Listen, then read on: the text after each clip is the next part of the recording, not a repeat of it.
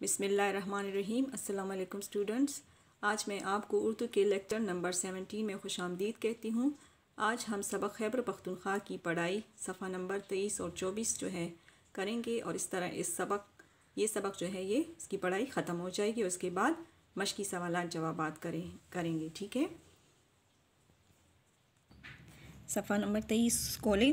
اس سے پہلے والے پیراگراف میں ہم نے صحت کے محکمے کے بارے میں پڑھا تھا، ٹھیک ہے، اور جو ہے BHU کے بارے میں پڑھا تھا کہ BHU جو ہے ایک ایسا یونٹ ہوتا ہے، بیسک ہیلتھ یونٹ کے جو مریضوں کو جو ابتدائی فوری طبی امداد ہوتی ہے وہ فراہم کرتی ہے۔ ایک ایسا یونٹ، ایک ایسا سینٹر ہوتا ہے جو کہ مریضوں کو ابتدائی طبی امداد پہنچا کر آگے بڑے بڑے ہسپتالوں میں پہنچاتی ہے، ٹھیک ہے۔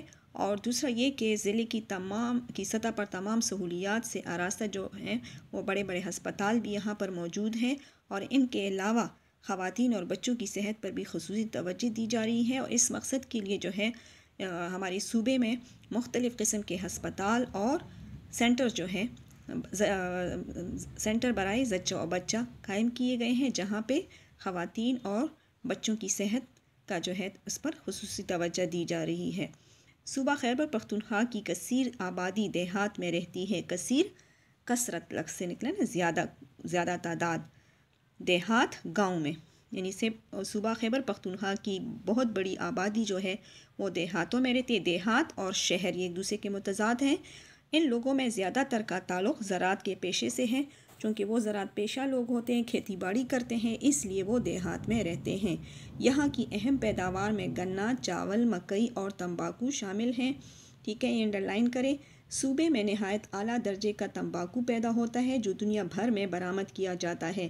برآمد وہ اشیاء، درآمدات اور برآمدات کے بارے میں آپ نے سوشل اسٹڈیز میں پڑھا ہے نا، ٹھیک ہے۔ درآمدات وہ چیزیں جو ہم دوسرے ممالک سے اپنے ملک منگواتے ہیں وہ درآمدات کہلاتے ہیں، اور برآمدات وہ چیزیں جو ہم دوسرے ممالک کو پہنچاتے ہیں وہ برآمدات کہلاتی ہیں۔ تو چونکہ تمباکو جو ہے یہاں پہ پیداوار اس کی زیادہ ہوتی ہے، اس لیے یہ باہر ممالک میں بھی بھیجی جاتی ہے، اور مختلف ادویات میں اس کا استعمال ہوتا ہے۔ اس کے علاوہ یہاں مختلف سبزیاں کاشت کی جاتی ہیں جو صوبے کے لوگوں کی ضروریات کو پورا کرتی ہیں، ٹھیک ہے۔ صفحہ نمبر 24 پہ آ جائیں۔ پاکستان کے دیگر صوبوں کے برعکس اس صوبے میں صنعتی ترقی پر زیادہ توجہ نہیں دی گئی، لیکن صوبے میں اہم صنعتی ادارے موجود ہیں، ٹھیک ہے۔ یعنی باقی جو دوسرے صوبے ہیں، باقی 3 صوبے وہ صنعتی لحاظ سے ترقی یافتہ ہے، لیکن ہمارا صوبہ صنعتی لحاظ سے جو ہے وہ پیچھے ہیں۔ مردان میں ایشیا کا سب سے بڑا چینی کا کارخانہ موجود ہے، اس کو انڈر لائن کریں۔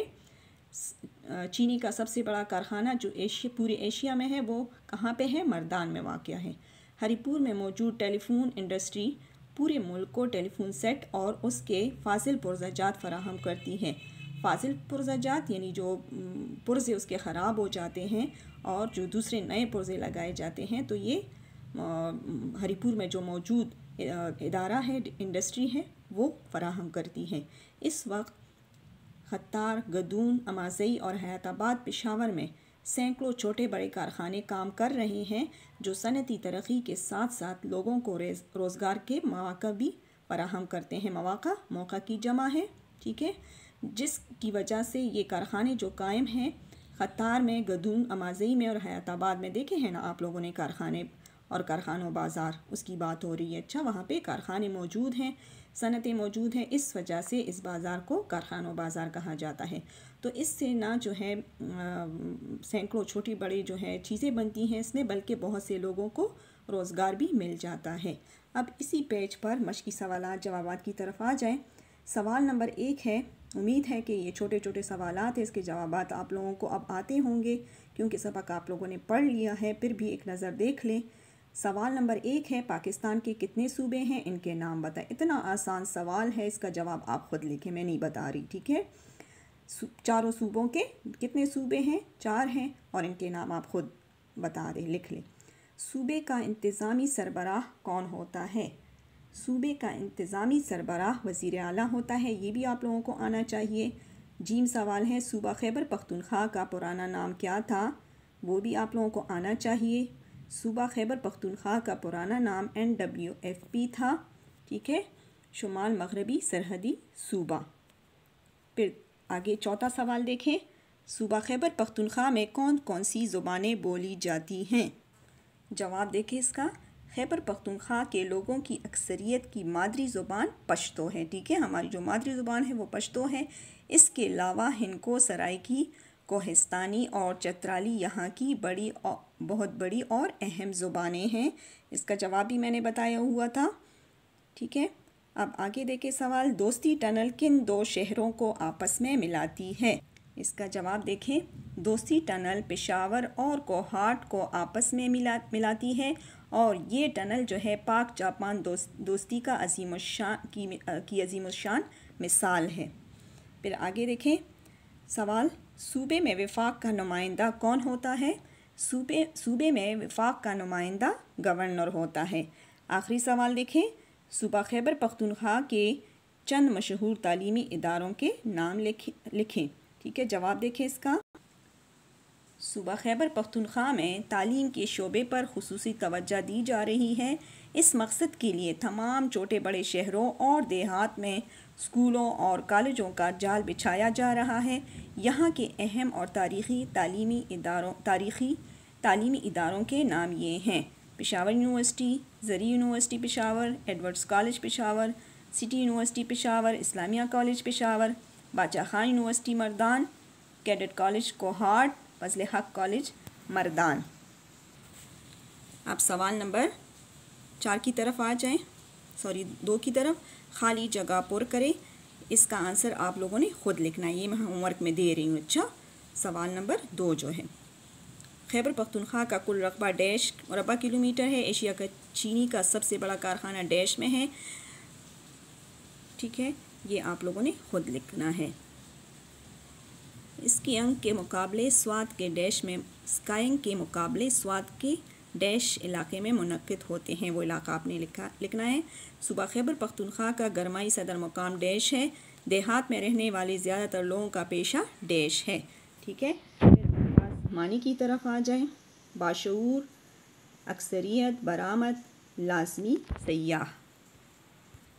امید ہے اس تمام الفاظ کے معنی آپ لوگوں کو اب آتے ہوں گے، کیونکہ سبق کے دوران میں نے بتائے تھے، پھر بھی ایک دفعہ یا دہانی کے لیے سن لے۔ باشعور، عقل مند، اکثریت جو ہے کثرت لفظ ہے، کوئی چیز زیادہ تعداد میں ہونا، کثیر لفظ، کثیر زیادتی، اور کثیر لفظ سے نکلا ہے نا، زیادتی کسی چیز کی مقدار میں زیادہ ہونا۔ برآمد وہ چیزیں جو ملک سے باہر بھیجی جاتی ہیں۔ لازمی ضروری، سیاح سیر کرنے والے، ٹھیک ہے۔ اب نیچے سوال نمبر 4 کی طرف آ جائیں، درذیل میں سے واحد کی جمع اور جمع کے واحد لکھیں۔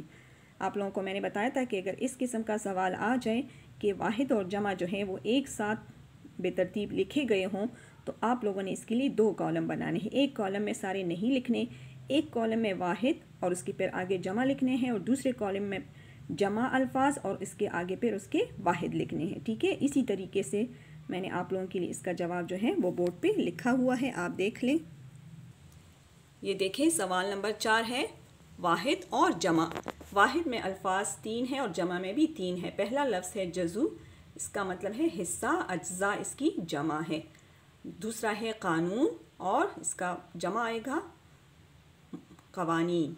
تیسرا ہے لازم، اور اس کی جمع آئے گی لوازم، ٹھیک ہے۔ پھر نیچے آ جائیں، جمع الفاظ واحد اس کے لکھنے ہیں، ٹھیک ہے۔ کھنڈرات، کھنڈر اس کا واحد ہے۔ مناظر، منظر۔ سہولیات، سہولت، ٹھیک ہے۔ اس طریقے سے آپ لوگوں نے لکھنا ہے کہ واحد جمع کے لیے الگ کالم اور جمع واحد کے لیے الگ کالم، اور پھر اس میں سے جو واحد الفاظ ہے وہ الگ کر کے اس کی جمع لکھنے ہیں، اور جو جمع الفاظ ہیں وہ الگ لکھ کر اس کے واحد لکھنے ہیں، ٹھیک ہے۔ پھر سوال نمبر 5 کی طرف آ جائیں، مندرجہ ذیل الفاظ کے متضاد لکھیں۔ وہ الفاظ جو معنی کے لحاظ سے ایک دوسرے کے متضاد ہوں، الٹ ہوں، یعنی الٹ معنی رکھنے والے الفاظ متضاد کہلاتے ہیں، ٹھیک ہے۔ یہ دیکھیں، پہلا لفظ ہے بہادر، اس کا آئے گا بزدل۔ دوسرا ہے اہم یا غیر اہم، معمولی بھی آ سکتا ہے، یعنی ایک چیز اہم ہوتی ہے اور دوسری چیز اس کے مقابلے میں غیر اہم یا معمولی اہمیت کی حامل ہوتی ہے، ٹھیک ہے۔ تیسرا ہے اکثریت، اور اس کا جو متضاد ہے وہ آئے گا اقلیت، ٹھیک ہے۔ اقلیت، اکثریت کسی چیز کا مقدار میں زیادہ ہونا، اور اقلیت کم ہونا، زیادتی کمی۔ منفی مثبت، خوبصورتی بدصورتی، گرم ٹھنڈا۔ یہ دیکھیں سمجھ آ گئی۔ اب آگے نیکسٹ سوال کی طرف جاتے ہیں۔ یہ دیکھیں سوال نمبر 6 ہے، حروف ہجائیہ اور حروف استفہام کون سے حروف ہیں؟ ٹھیک ہے، سب سے پہلے آپ اس کی تعریف دیکھ لیں کہ حروف ہجائیہ وہ جو ہے اس کے لغوی معنی یکایک یا اچانک کے ہیں۔ اگر آپ لغت میں دیکھیں تو ہجائیہ لفظ کی معنی کیا ہے؟ یکایک یا اچانک، ٹھیک ہے۔ تو ایسے حروف جو تحسین و آفرین اور حیرت و افسوس کے موقع پر بولے جائیں، یعنی اگر ہم کوئی خوبصورت چیز دیکھ لیں تو اس کی خوبصورتی کی تعریف کرنے کے لیے جو الفاظ ہمارے منہ سے نکلتے ہیں، یا ہم کوئی حیرت انگیز چیز دیکھتے ہیں اور حیرت کے طور پر اچانک ہمارے منہ سے جو الفاظ نکلتے ہیں، یا کسی دکھ بھرے افسوس بھرے لمحے کو دیکھ کر، واقعے کو دیکھ کر، بات سن کر ہمارے منہ سے جو افسوس کے طور پر، دکھ کے طور پر ہمارے منہ سے جو الفاظ، جو حروف نکلتے ہیں، تو ان حروف کو کیا کہتے ہیں؟ حروف ہجائیہ بولتے ہیں۔ یعنی کسی چیز کی تعریف کے لیے، کسی حیرت انگیز چیز کو دیکھ کر، حیرت میں پڑھ کر حیرت انگیز حروف جو ہے وہ منہ سے نکل جائیں، یا افسوس کے موقع پر جو حروف منہ سے نکل جائیں تو وہ حروف ہجائیہ کہلاتے ہیں۔ امثال میں دیکھیں، واہ واہ، سبحان اللہ، آہ، ہائے۔ یہ دیکھیں واہ واہ، ہم جب کوئی خوبصورت چیز دیکھتے ہیں تو کہتے ہیں نا واہ واہ کتنا پیارا بچہ ہے، کتنا خوبصورت موسم ہے، کتنا واہ واہ کتنا خوشگوار موسم ہے، یا کتنا خوبصورت موسم ہے۔ یہ دیکھیں دوسرا، سبحان اللہ، سبحان اللہ کتنا پیارا پھول ہے، کتنا پیارا بچہ ہے، ٹھیک ہے، کتنا پیارا منظر ہے۔ تو اس قسم کی خوبصورتی تعریف کے لیے جو حروف ہمارے منہ سے نکلتے ہیں تو وہ حروف ہجائیہ کہلاتے ہیں۔ اب دیکھیں میرے چچا کی اچانک موت واقع ہو گئی۔ اب موت ایک ایسی بات ہے کہ جس پہ انسان کو افسوس ہوتا ہے، دکھ ہوتا ہے۔ تو یہاں پہ دیکھیں آہ، ہمارے دل میں کوئی دکھ کی بات ہوتی ہے، افسوس کی بات ہوتی ہے، غم کا اظہار ہوتا ہے، تو ہماری زبان سے جو ہے آہ کے الفاظ جو ہے، حرف جو ہے وہ نکلتا ہے۔ تو آہ میرے چچا کی اچانک موت واقع ہو گئی، یعنی یہاں پہ چچا کی موت پر جو ہے افسوس کا اظہار ہو رہا ہے۔ ہائے شیشے کا گلاس ٹوٹ گیا، یعنی اچانک سے اس کے ہاتھ سے جو ہے شیشے کا گلاس ہمارے ہاتھ سے یا کسی کے ہاتھ سے پھسل جاتا ہے، ٹوٹ جاتا ہے، جس کی توقع نہیں ہوتی، تو یہاں پہ ہم افسوس کا اظہار کرتے ہیں، ہائے، ٹھیک ہے۔ تو یہ سارے حروف ہجائیہ ہیں، ٹھیک ہے۔ دوسرا ہمارا جو ہے اس میں حروف استفہام ہے، یعنی ایسے حروف جو پوچھنے کے موقع پر بولے جائیں حروف استفہام کہلاتے ہیں۔ کون سے حروف کہلاتے ہیں؟ حروف استفہام، وہ حروف جو پوچھنے کے موقع پر، یعنی سوالیہ جملوں میں، ایسے جملے جس میں کسی چیز کے بارے میں سوال کیا جائے تو وہ حروف کیا ہوں گے؟ وہ حروف استفہام ہوں گے۔ جیسے ہم کہتے ہیں نا، آپ کہاں سے تعلق رکھتے ہیں، آپ کا نام کیا ہے، آپ یہاں پہ کیسے پہنچ گئے، تو یہ کون، کب، کیسے، کہاں، کیوں کر، ٹھیک ہے، یہ سارے حروف استفہام ہیں جو پوچھنے کے موقع پر بولے جاتے ہیں۔ اور ایسے جملے جس میں یہ حروف استعمال ہو، جس میں کسی چیز کے بارے میں سوال کیا گیا ہو، تو ایسے جملوں کے بعد پھر کیا لگتا ہے؟ سوالیہ نشان ضرور لگتا ہے، کیونکہ وہ جملہ پھر عام جملہ نہیں ہوتا، سادہ جملہ نہیں ہوتا، بلکہ وہ سوالیہ جملہ بن جاتا ہے، تو پھر اس کے آگے سوالیہ نشان لگانا ضروری ہو جاتا ہے۔ امثال میں دیکھیں، پہلا ہے، آپ ہمارے گھر کب آئیں گے؟ پوچھا جا رہا ہے کہ آپ کب آئیں گے، کس وقت، کس دن آئیں گے ہمارے گھر۔ یہ دیکھیں سوالیہ نشان، کیونکہ کب کے معنی ہے کہ پوچھا گیا ہے، تو سوالیہ نشان لگایا ہے۔ علی کے والد کا کیا نام ہے؟ یہاں پر بھی پوچھا گیا ہے، علی کے والد کا نام پوچھا گیا ہے، اس کے بارے میں پوچھا گیا ہے، سوالیہ نشان بھی لگایا ہے۔ میری کتاب کس نے لی ہے؟ اب دیکھیں کس جو ہے یہ بھی پوچھنے کے موقع پر جو ہے وہ استعمال کیا گیا ہے کہ کتاب کس نے اٹھائی ہے. آپ کہاں سے آئے ہیں؟ ٹھیک ہے، جگہ کے بارے میں پوچھا جا رہا ہے کہ کہاں سے آئے ہیں. ٹھیک ہے، یہ تمام کب، کیا، کس، کہاں، یہ سارے حروف استفہام ہیں. ان تمام جملوں میں، چاروں جملوں میں جو ہے پوچھا گیا ہے، کسی نہ کسی چیز کے بارے میں پوچھا گیا ہے. پوچھنے کے موقع پر یہ حروف استعمال کیے گئے ہیں. اور دیکھیں ہر جملے کے آگے سوالیہ نشان لگا ہے. ٹھیک ہے، یہ حروف استفہام ہیں. ایسے حروف جو پوچھنے کے موقع پر بولے جائیں حروف استفہام کہلاتے ہیں.